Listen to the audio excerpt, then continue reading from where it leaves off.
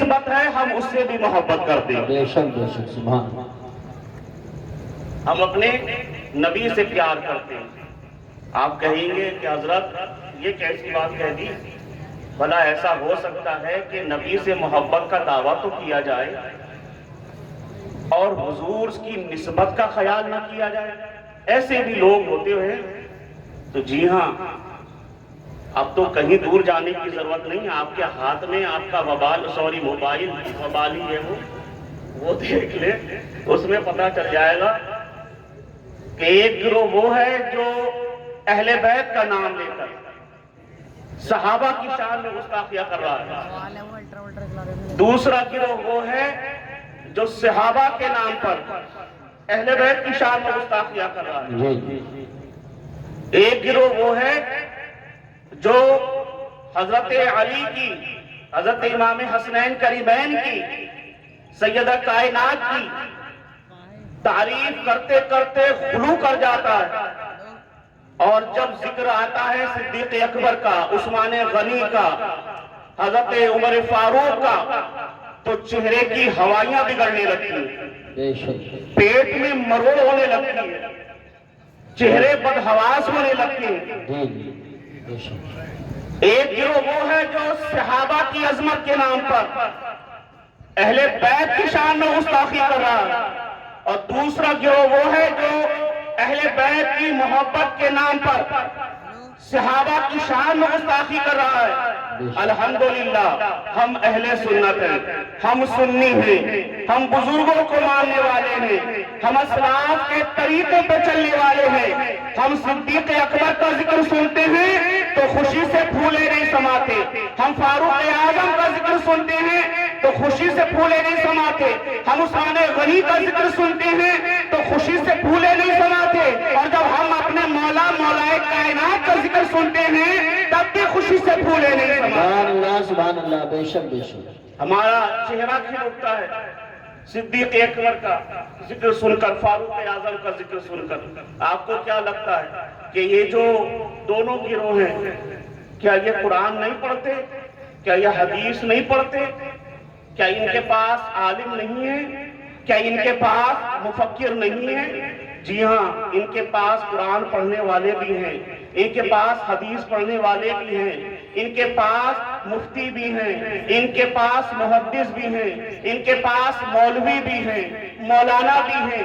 جو صحابہ کا نام لے کر اہل بیت کی شان میں گستاخی کر رہا ہے وہ بھی عالم رکھتا ہے، مفتی اور محقق رکھتا ہے، اور جو صحابہ کے نام پر اہل بیت کی شان میں گستاخی کر رہا ہے وہ بھی عالم رکھتے ہیں. مگر کیا وجہ ہے کہ یہ دونوں گروہ اپنے سر پھوڑ رہی ہیں، سر پھوڑ رہی ہیں. انشاءاللہ نہ یہ دنیا میں کامیاب ہوں گے اور نہ آخرت میں کامیاب ہوں گے، مگر ہم سنی اہل سنت والجماعت کھلتے جا رہے ہیں، پھولتے جا رہے ہیں. وجہ کیا ہے؟ عزیزان ملت اسلامیہ، نام نہاد شیخ القرآن ان کے پاس ہے، نام نہاد شیخ الحدیث ان کے پاس ہے، اچھا قلمکار ان کے پاس ہے، اچھا مفکر ان کے پاس ہے، عالم یہ رکھتے ہیں، مفتی یہ رکھتے ہیں، متکلم یہ رکھتے ہیں، مقرر یہ رکھتے ہیں، مگر اس کے بعد بھی اللہ کی پھٹکار ان پر برس رہی ہے، لعنت خدا ان پر برس رہی ہے. وجہ کیا ہے کہ ان کے پاس عالم تو ہے، ان کے پاس مفتی تو ہے، ان کے پاس متکلم تو ہے، ان کے پاس مقرر تو ہے، مگر ان کے پاس کوئی غوث اعظم نہیں ہے، ان کے پاس کوئی خواجہ غریب نواز نہیں ہے. ارے یہ مفسر تو رکھتے ہیں مگر صدر الافاضل جیسا نہیں رکھتے. ارے یہ عالم تو رکھتے ہیں مگر اعلیٰ حضرت جیسا نہیں رکھتے. بے شک. نعرہ تکبیر، نعرہ رسالت، نعرہ حیدری، نعرہ غوثیت، مسلک اعلیٰ حضرت. یہ ہماری خوش نصیبی ہے کہ ہم اپنے بزرگوں کے طریقے پہ چلتے ہیں، اپنے اسلاف کے طریقے پہ چلتے ہیں. اور ہمارا طریقہ کیا ہے کہ حضور کی ہر نسبت سے محبت رکھتے ہیں، حضور کے ہر رشتے کا ادب کرتے ہیں، لحاظ کرتے ہیں. اور یہ صرف یہ ہمارا خود ساختہ، یہ ہمارا اپنا بنایا ہوا طریقہ نہیں، بلکہ یہ طریقہ صحابہ کا طریقہ ہے، یہ طریقہ صحابہ کا طریقہ ہے، ائمہ مجتہدین کا طریقہ ہے. उलमा का तरीका है, औलिया का तरीका है। आप देखें कुतुब हदीस का मुताला करें, तारीख का मुताला करें, तो आप देखेंगे कि सहाबा अहले बैत से किस तरह प्यार करते थे और अहले बैत अतहार सहाबा से किस तरह प्यार करते थे। हज़रत सिद्दीक़ अकबर है, नमाज असर पढ़ाकर बाहर निकले हैं, मौलाए कायनात उनके साथ में है, हमरा है, चल रही है। एक गली से गुजर हुआ, सामने देखा हजरत इमाम हसन वहां पर मौजूद है, बचपने का आलम है। जब हजरत इमाम हसन को देखा जनाब सिद्दीक़ अकबर ने तो बड़े खुशी के साथ आगे बढ़े और आपने इमाम हसन को उठाया और अपने कंधे पे बिठा लिया। सुभान अल्लाह। मैंने तारीख पढ़ी है, लेकिन मैं अपनी कम इल्मी की वजह से बता रहा हूं कि मैंने कहीं नहीं पढ़ा।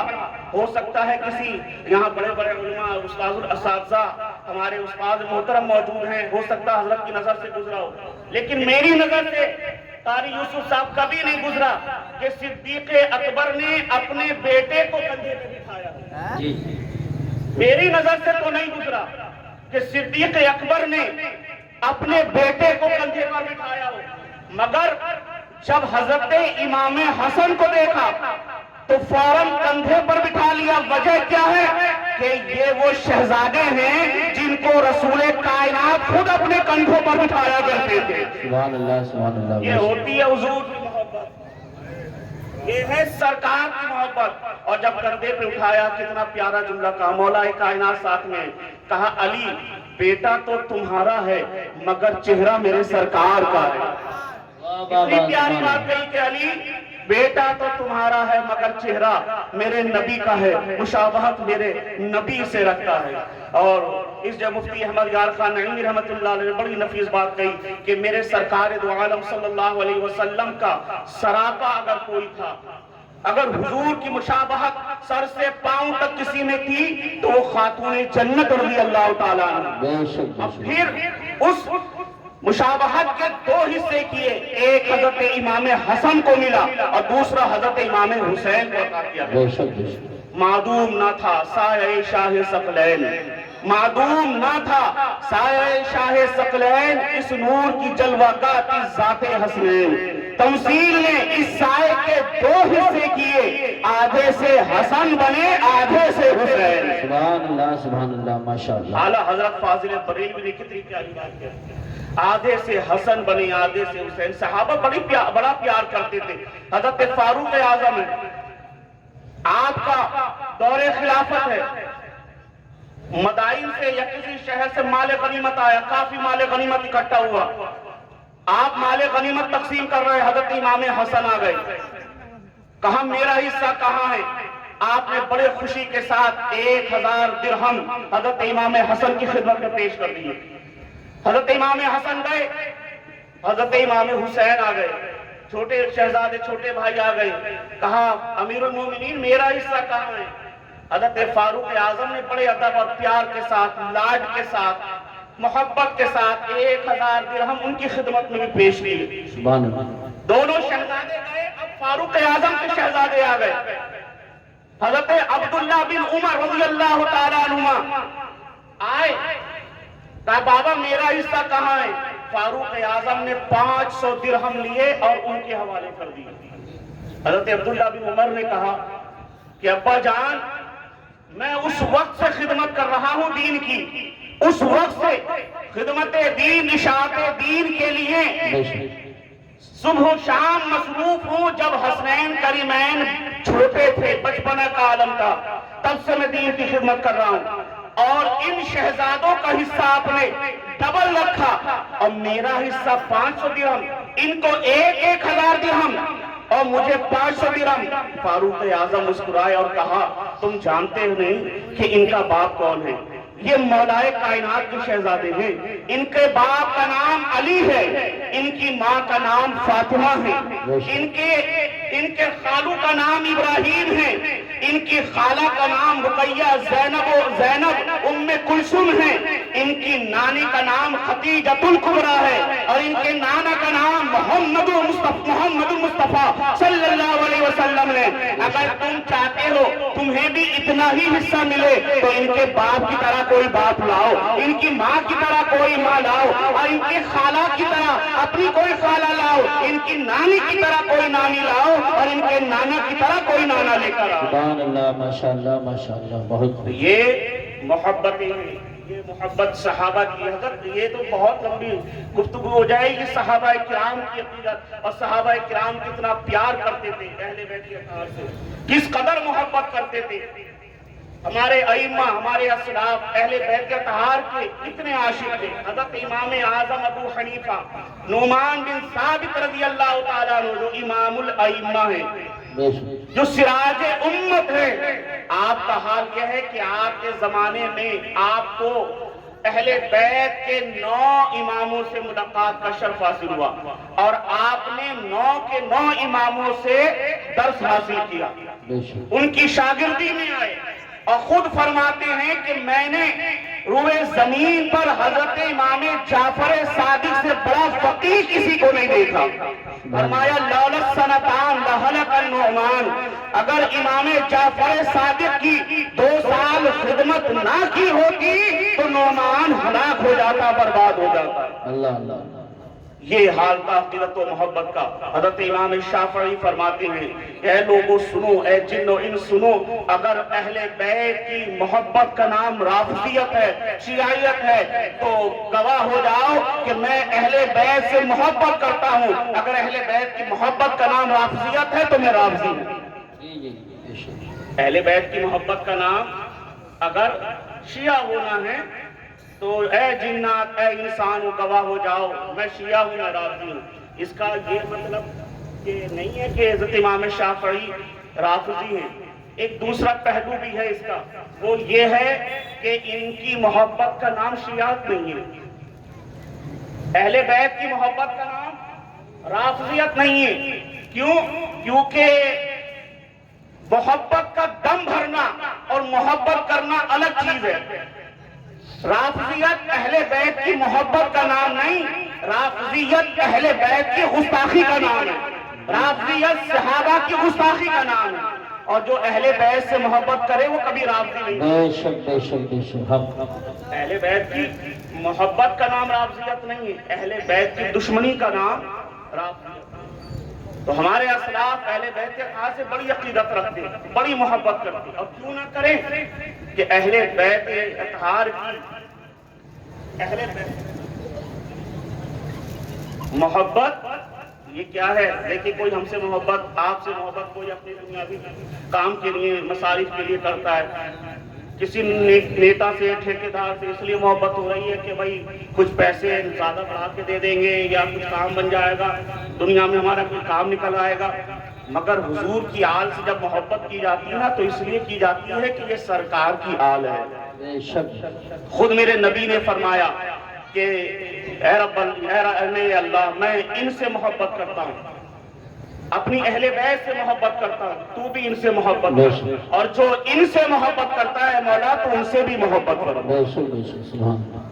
اب اگر کوئی چاہتا ہے کہ میرا رب مجھ سے محبت کرے, اگر کوئی چاہتا ہے خدا ہم سے محبت کرے, ہم رب کے محبوب بن جائیں, رب کے پیارے بن جائیں, ہم رب کے محبوب بن جائیں, ہم خدا کے پیارے بن جائیں, تو اس کو چاہیے کہ حضور کی آل سے محبت کرے. امام حسنین کریمین جلیلین نیرین شہیدین امام حسن حضرت امام حسین سے محبت کرے. اس کو چاہیے حضرت امام باقر سے محبت کرے, حضرت امام جعفر سے محبت کرے, حضرت موسیٰ رضا کاظم سے محبت کرے, امام تقی سے محبت کرے, حضرت عبدالقادر غوث اعظم جیلانی سے محبت کرے, خواجہ اجمیری سلطان الہند سے محبت کرے, گلیر کے علاؤ الدین سے محبت کرے, دہلی کے نظام الدین سے محبت کرے, مخدوم اشرف جہانگیر سمنانی سے محبت کرے, مراد آباد کے صدر الافاضل سے محبت کرے. جب ان سے محبت کرو گے تو صلہ یہ ملے گا کہ رب تمہیں اپنا محبوب بنا لے گا. سبحان اللہ سبحان اللہ. ماشاءاللہ ماشاءاللہ. بنا لے گا جب ان سے محبت کرو گے. ان سے محبت کرو گے تو رب کے محبوب بن جاؤ گے. اور یہ طریقہ ہمیں ہمارے اسلاف نے دیا, ہمارے بزرگوں نے دیا.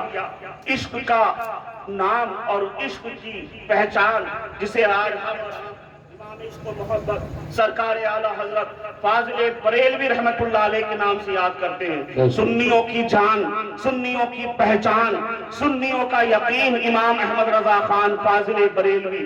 کیا کوئی چھوٹے موٹے اونے پونے عالم کا نام ہے؟ نہیں نہیں، ہزاروں کتابوں کے مصنف کا نام ہے امام احمد رضا.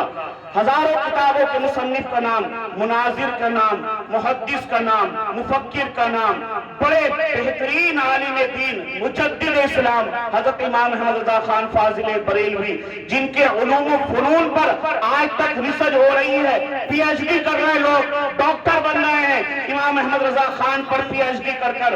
اس ذات کا نام ہے جن کے بارے میں اہل سخن کہیں، اہل ادب کہیں، اہل علم کہیں، اہل ہنر کہیں کہ ملک سخن کی شاہی تم کو رضا مسلم جس سمت آ گئے ہو سکے بٹھا دیے ہیں. وہ امام احمد رضا خان بارگاہ رسالت میں عریضہ پیش کرتا ہے تو علم اور تقوی اپنا لے کر نہیں جاتا، بلکہ حضور کی بارگاہ میں یوں عرض گزار ہوتا ہے، یا رسول اللہ تیری سرکار نے لاتا ہے رضا اس کو شفیع جو میرا غوث ہے اور لاڈلا بیٹا تیرا. سیدوں کا ذکر ہو اور سیدوں کے عاشق کا ذکر نہ ہو. آپ عشق کی بات سنیں کس طرح محبت کی جاتی ہے، کس طرح محبت کی جاتی ہے. ان کا مقام و مرتبہ کیا ہے، مقام و مرتبہ کیا ہے. اہل بیت اطہار کا اللہ نے بڑا اونچا مقام عطا فرمایا. جب میرے سرکار، میرے آقا حضور رحمت عالم صلی اللہ تعالی علیہ وآلہ وسلم مکے سے ہجرت کر کے مدینہ تشریف لائے، اور مدینے میں آپ نے آنے کے بعد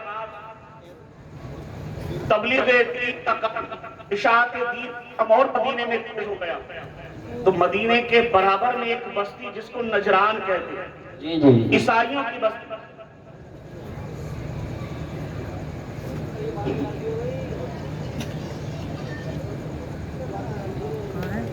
اللہ رب محمد صلی اللہ علیہ وسلم صلاۃ و سلام علیکہ یا سیدی یا رسول اللہ صلی اللہ علیہ وسلم. تو نجران مدینے کے قریب میں وہاں عیسائیوں کا گڑھ تھا.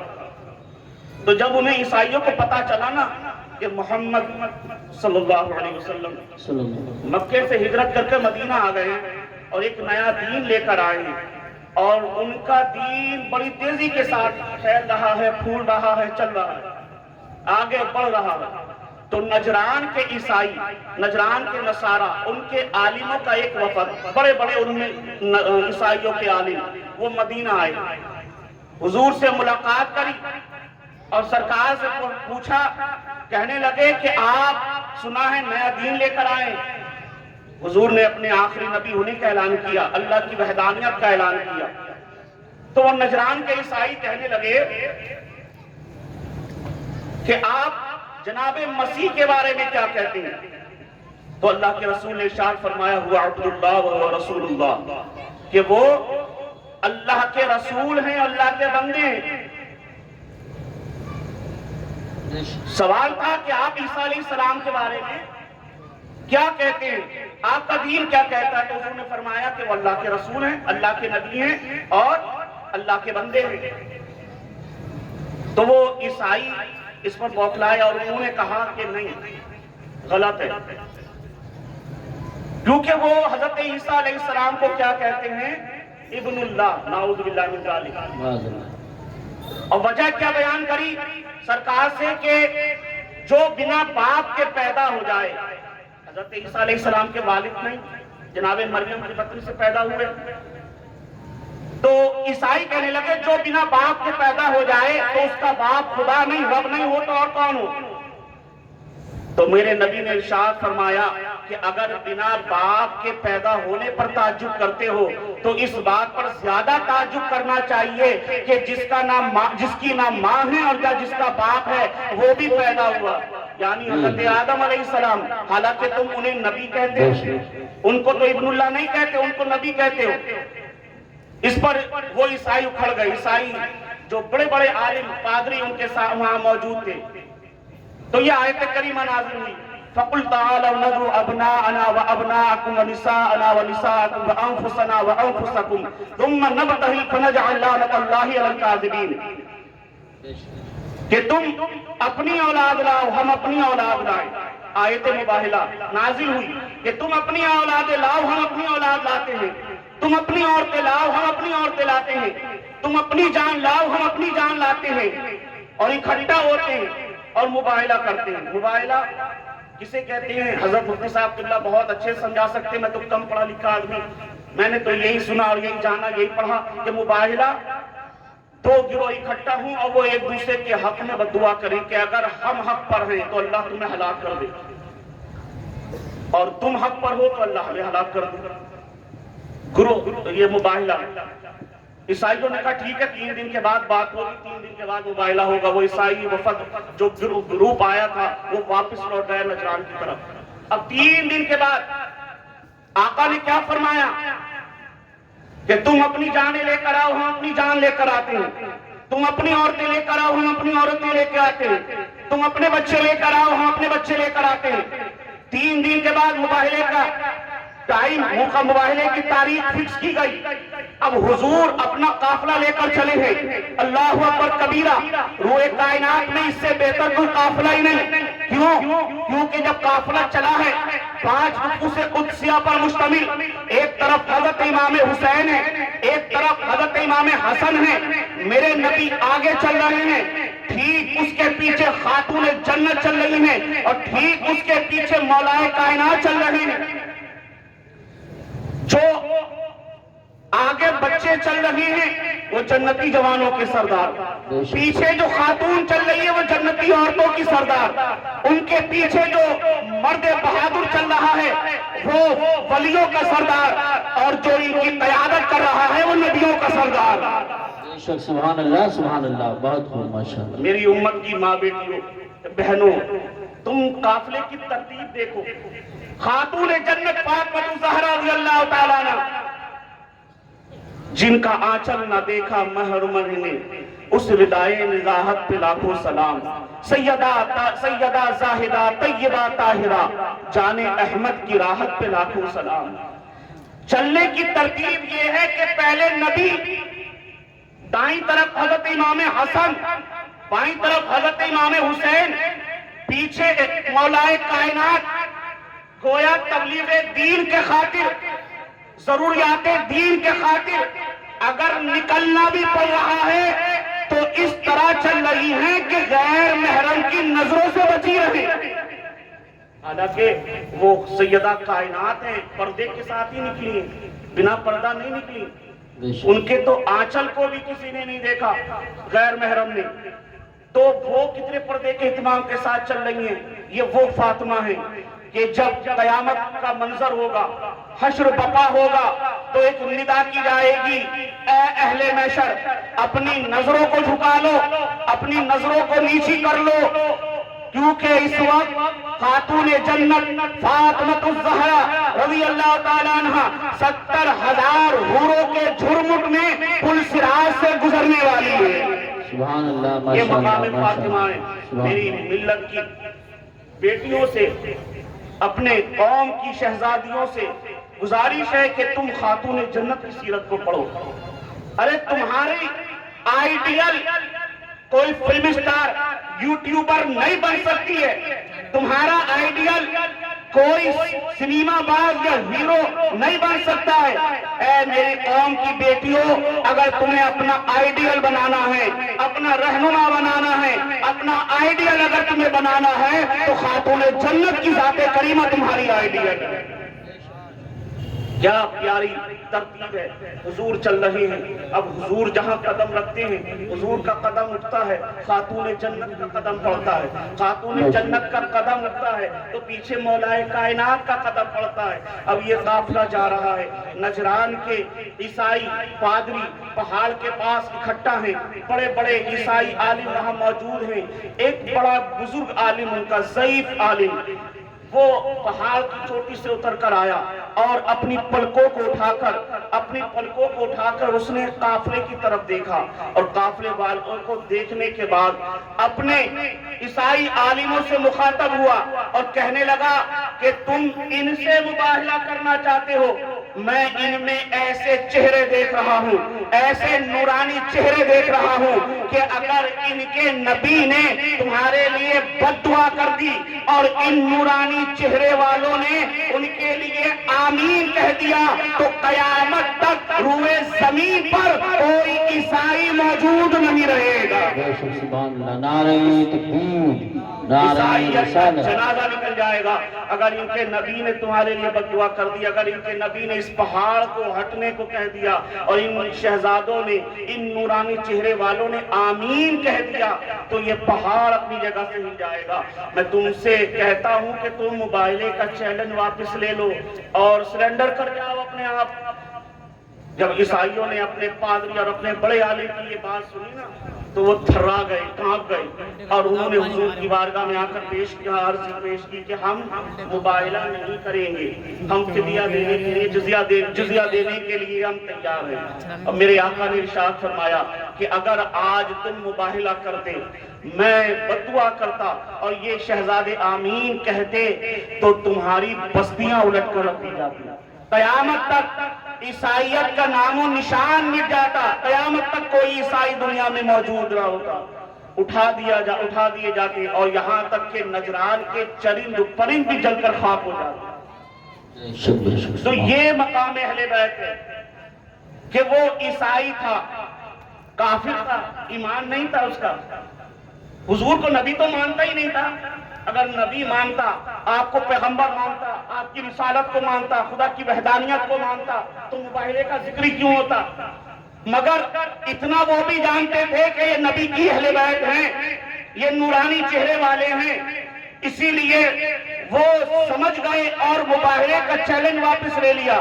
مگر افسوس آج کلمہ پڑھنے والے، اپنے آپ کو مسلمان کہنے والے، حضور کی شریعت کا کلمہ، حضور کا کلمہ پڑھنے والے، حضور کی شریعت کا دم بھرنے والے آج اہل بیت کی شان میں گستاخیاں کریں، حضور کی شریعت پر چلنے کا اعلان بھی کریں، حضور کی محبت کا اعلان بھی کریں اور حضور کے بیٹوں کی شان میں گستاخیاں کریں، حضور کی اہل بیت کی شان میں گستاخیاں کریں۔ انہیں شرم آنی چاہیے کہ میرے نبی کے گھر والے ہیں جن کے بارے میں خود میرے سرکار نے فرمایا ہا اولائی اہلی، اے میرے رب یہ میری اہل بیت ہے۔ آپ نے اپنی چادر کو سمیٹا، حضرت علی کو اس میں لیا، حضرت خاتون جنت کو اس میں لیا، امام حسنین کریمین کو اس میں لیا اور دعا کی ہا اولائی اہلی، اے اللہ یہ میری اہل بیت ہے، میں ان سے محبت کرتا ہوں، تو بھی ان سے محبت کر، اور جو ان سے محبت کرتا ہے مولا تو اس سے محبت کر۔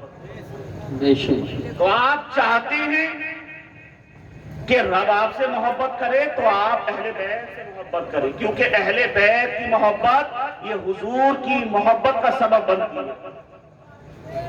نماز پڑھنے والا، روزہ رکھنے والا، حج کرنے والا جو ساری زندگی نماز پڑھے، ساری زندگی عبادت میں گزار دے اور اگر اہل بیت کی عظمت کا منکر ہے تو یقین جانو وہ کچھ بھی ہو سکتا ہے، جنتی نہیں ہو سکتا۔ اور اگر عمل میں کچھ کمی بھی رہ گئی، عمل ناقص بھی رہ گیا کچھ، مگر شان اہل بیت، عظمت اہل بیت پر دل و جان فدا کرتا ہے، حضور کی اولاد کو اپنی جان سے زیادہ عزیز رکھتا ہے، حضور کے شہزادوں سے بے پناہ محبت کرتا ہے، تو انشاءاللہ تعالی رب کی رحمت سے امید ہی نہیں یقین ہے کہ ہمارے عمل اگر ادھر ادھر ہو بھی جائیں تو ہم حسنین کریمین کے صدقے میں انشاءاللہ بخشے جائیں گے، حضور کی اہل بیت کے صدقے میں انشاءاللہ بخشے جائیں گے۔ اسی لیے سب سے پہلے ہمیں حضور کی آل سے محبت کرنی، حضور کی آل سے محبت کریں، سرکار سے محبت کریں، اہل بیت کے اطہار سے محبت کریں کہ یہ محبت انشاءاللہ تعالی ہمیں دونوں جہان میں کامیاب کرے۔ وقت بہت کم ہے اور ابھی ایک لمبی فہرست باقی ہے تو میں نہیں سمجھتا کہ اب زیادہ گفتگو کی جائے، بس جتنی بھی ہوئی اللہ اس پر ہمیں اور آپ کو عمل کی توفیق عطا فرمائے۔ اللہ کریم کی بارگاہ میں دعا ہے کہ مولا تعالیٰ اگر ہمیں کہنے سننے میں کسی طرح کی کوئی غلطی کوتاہی سرزد ہوئی ہو تو مولا اسے معاف فرمائے اور ہمیں حضور سے، حضور کی اہل بیت